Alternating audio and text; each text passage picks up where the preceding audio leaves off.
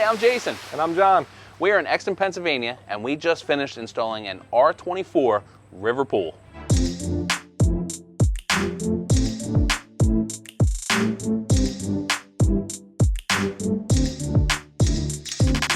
Hey, this project looks good.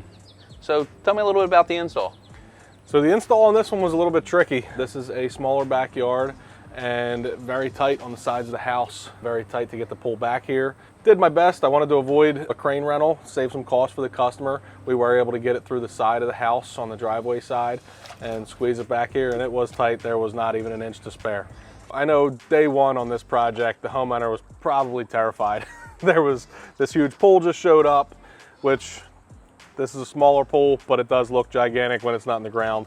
There was equipment here, large piece of equipment. I mean, the whole backyard all of a sudden went from, being pretty open to completely being taken over. We had the pool staged on that side of the house for plumbing. And basically, same idea. We excavate the pool, we get the base ready. While that's going on, the plumbing is getting done on the pool from the outside. Once the plumbing's done, we're basically ready to set and get water in it and get backfilling at the same time. So one of the challenges that we had getting through the permit process actually was in Euclid Township, they don't allow door alarms. So typically, when you're able to walk out the back door of your house into your pool area, because you wanted a fence around the whole pool, you have to put door alarms and in some cases window alarms. In this township, they wouldn't allow it. The homeowner didn't necessarily want a fence just around the pool, and I don't blame him at all. So we came up with a pretty creative way that was pretty cool to actually raise the deck railing. And Chad did a good job of designing those and getting those installed and making them look really neat. And I think it came out really cool.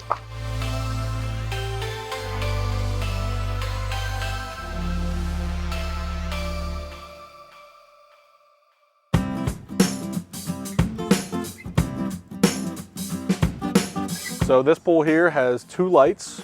It has 2 returns, which we did on the opposite end of the skimmer. We did them so you can kind of have your back to them on the shallow end bench if you wanted to. And then this also has a deep end bench and step out.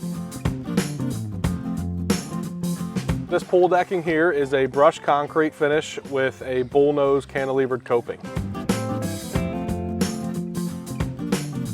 One of the things that we had to do here is what most townships are requiring now is where you are not allowed to add impervious coverage. That impervious coverage is basically where water lands on something and runs off. So in many of the townships, they are counting the pool and the decking around the outside as impervious. So we had to take and tie in some downspouts and take that over to a pit where we take pipes, we run it underground, and we pipe it into the pits. And that way when it rains, the water off the house goes down into the ground, and that way we're allowed to let the decking water run off into the lawn. So we had to put a basin in over here on the side and tie in a few downspouts, which is required on many of the pools now. So this pool here has a salt system option as well as a heat pump option. So we went with electric even though they have propane on site. With a pool this size, electric's gonna be a lot more efficient to basically get them an extra month or 2 out of the pool season, which is what they were looking for. Now, if they had a hot tub attached to it or something like that, then I would recommend propane, because the propane heater is going to get you hotter a lot faster, where the electric's going to maintain a temperature a lot better for you. Hey, great job, looks great. Thanks, Jason. If you have any questions, please put it in the comments below. Please remember to like and subscribe. And until next time, keep building your outdoor dreams.